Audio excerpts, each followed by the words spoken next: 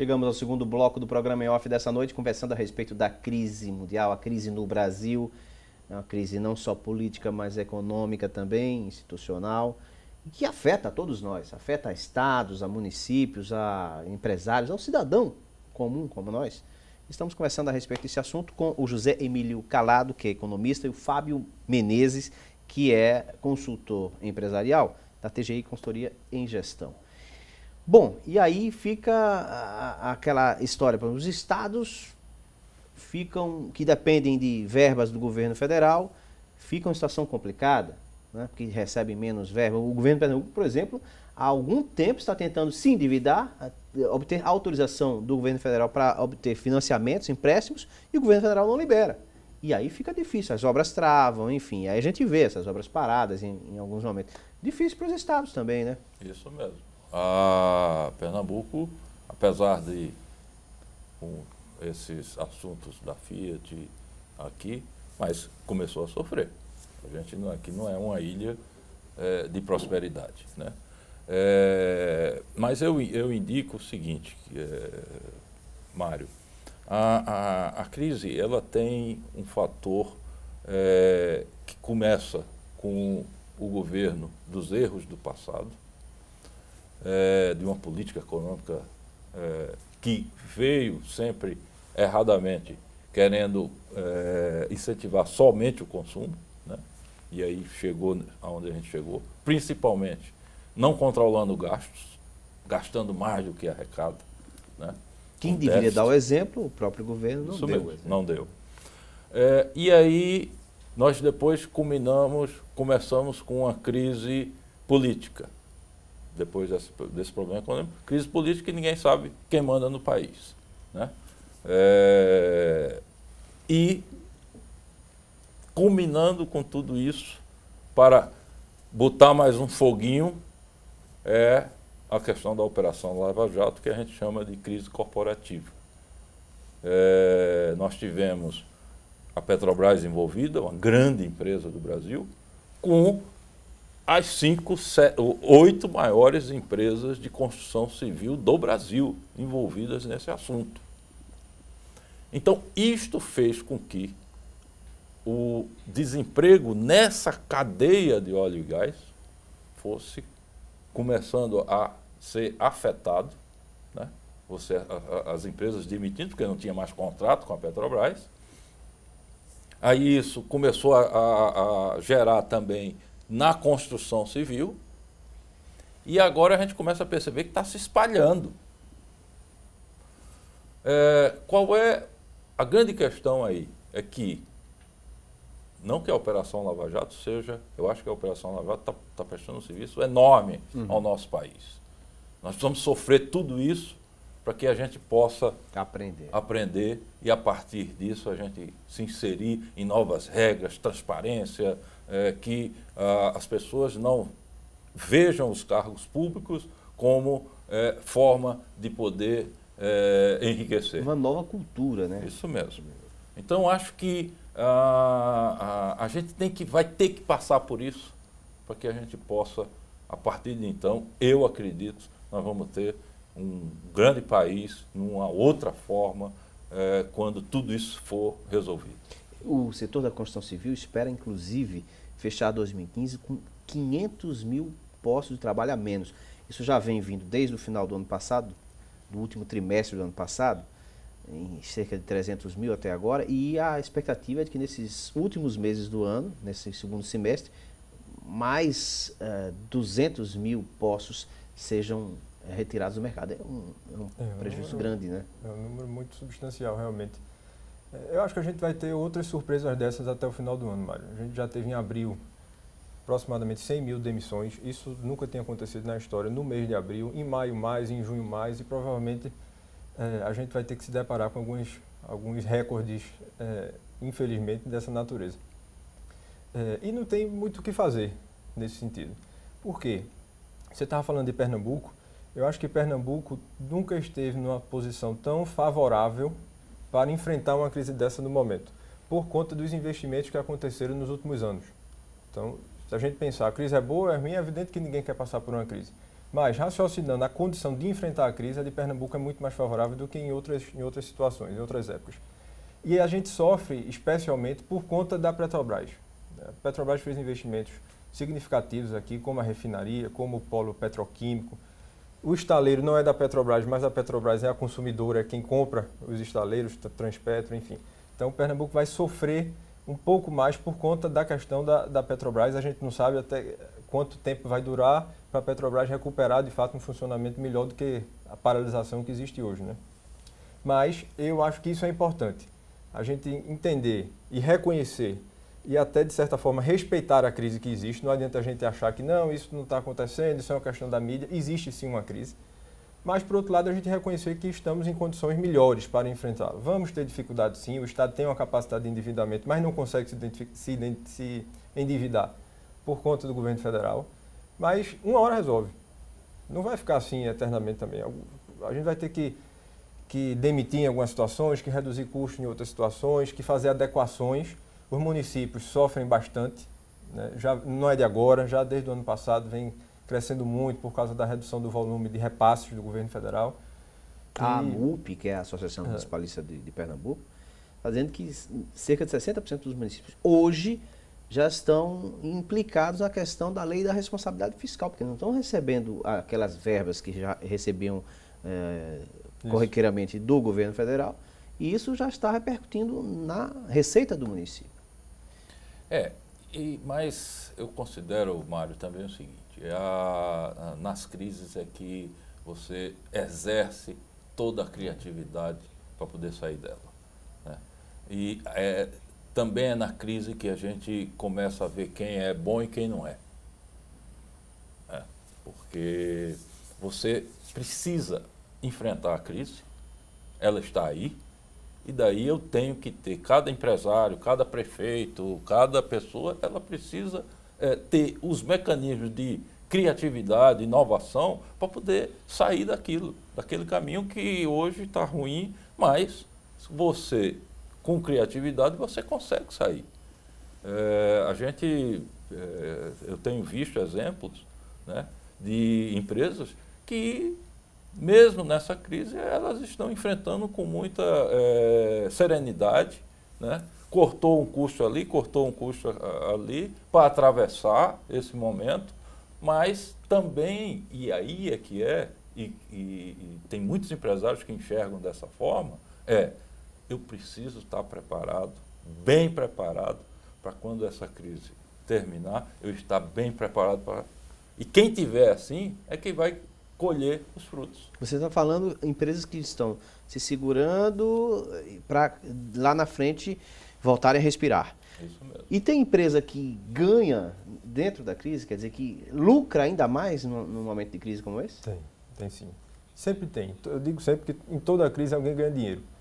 A gente tem a oportunidade de acompanhar empresas de segmentos diferentes que estão melhor hoje do que nos últimos anos, por exemplo. Por que isso está acontecendo? Porque elas vieram fazendo investimento em gestão, se ajustando, melhorando os controles, raciocinando sobre alternativas de inovação, que agora o mercado está menos comprador de uma maneira geral, mas a empresa em si está muito melhor do que há 2 anos atrás, por exemplo. Então, algumas empresas experimentam até uma rentabilidade um pouco melhor, às vezes até com a faixa de faturamento um pouco menor também, mas uma rentabilidade melhor, porque ela veio se preparando, né? E os grandes investimentos, a gente falava sobre Pernambuco, os grandes investimentos que foram feitos ao longo dos anos, eles vão continuar. É evidente que agora, no momento de crise, as pessoas, de uma maneira geral, elas se retraem e esperam para ver o que é que vai acontecer nesse cenário. Mas ninguém constrói uma refinaria, que é um projeto público, mas até um projeto privado, uma Fiat, por exemplo, pensando em 2015, 2016, 2017. Um investimento de uma ordem dessa é raciocinado 20, 30 ou mais anos. Então, essa crise vai passar. Isso que Calado diz, para mim, é fundamental. Empresas que estão fazendo um movimento apenas de redução de custo, que é sim importante, mas não deve ser apenas esse movimento, porque isso só faz diminuir. Quando esse mercado começar a se recuperar, que isso também é uma certeza, a gente não vai viver internamente em crise, tem empresa que vai estar numa situação pior do que no período pré-crise. E aí como é que ela vai fazer para competir? Por isso que é necessário reduzir custos, mas é também importante raciocinar sobre que investimentos devem ser preservados, para que a empresa não sofra de forma além do inevitável, não sofra muito do ponto de vista da sua condição de competir no mercado. Concorda? Concordo, isso mesmo. A gente tem alguns exemplos e que o que está ocorrendo hoje é que dentro da nossa empresa também, a gente atua muito em fusões e aquisições de empresa, a gente está com enorme quantidade de trabalhos. Aumentou. Por quê? Porque os fundos de investimento, geralmente estrangeiros, perceberam uma grande oportunidade. O dólar subiu, então eu agora tenho, para comprar uma empresa aqui no Brasil, eu vou ter que botar menos dólar do que antes. Porque a empresa, vamos lá, quando eu avaliei essa empresa há 6, 8 meses atrás, ela valia tantos milhões que em dólar valia 100 milhões de dólares. Bom, e como o dólar aumentou, o valor dela em real continuou o mesmo. Então eu agora tenho menos dólar para comprar. Ou eu vou comprar aquela empresa por menos dólares. Menos dólares. Então, só numa empresa que nós estamos assessorando aí, esse nosso cliente economizou quase 100 milhões de reais na compra de uma empresa. Então você vai começar a perceber, ao longo desses meses, diversos anúncios de empresas sendo vendidas em função dessa grande oportunidade que está se abrindo. De fusões ou aquisições de empresas estrangeiras em relação às empresas nacionais. Comprando empresas nacionais. Na sexta-feira foi anunciado a compra da EBA, empresa brasileira de alimentos, para uma empresa britânica. Né? Então, é essa oportunidade. Ele viu essa oportunidade. Então, a crise não bate com a mesma intensidade. Ela está sendo muito afetada na área de óleo e gás, por causa da Petrobras. Ela está sendo afetada na área de construção civil. Né? Esses dois setores estão sofrendo muito hoje. Mas tem uma questão aí que eu acho que as pessoas e o próprio governo deveria estar olhando, é que, tudo bem, você tem a Petrobras, você tem essas grandes empreiteiras, que elas foram comandadas por pessoas que fizeram o que fizeram. Mas agora não. A Petrobras é uma grande empresa, ela está agora sendo comandada por uma pessoa extremamente profissional. Então, por que não reativar logo isso? Não é que esqueça o assunto, mas o assunto da Lava Jato está tratado. Então agora você volta o país a ter a Odebrecht, o Andrade Gutierrez, Camargo Corrêa, que são empresas, tem corpo técnico, tem corpo de engenheiros, tem pessoas ali sérias e que o governo precisa tratar isso de uma forma que isole o problema do passado e aí você consegue reativar. O problema, ao que parece, é que há executivos do alto escalão das empresas envolvidos e aí fica mais complicado. A presidência da República, das empresas, presidentes das empresas. Substitui. A Petrobras foi feito assim. Substituiu. Está lá um grande profissional. Então aí agora sim agora você precisa recuperar. Porque isso está realmente atrapalhando a questão nossa do Brasil, porque pelo tamanho que a Petrobras tem, e todas essas empresas têm. Isso é uma cadeia enorme, que movimenta muito dinheiro, movimenta muito recurso, né? E parou tudo.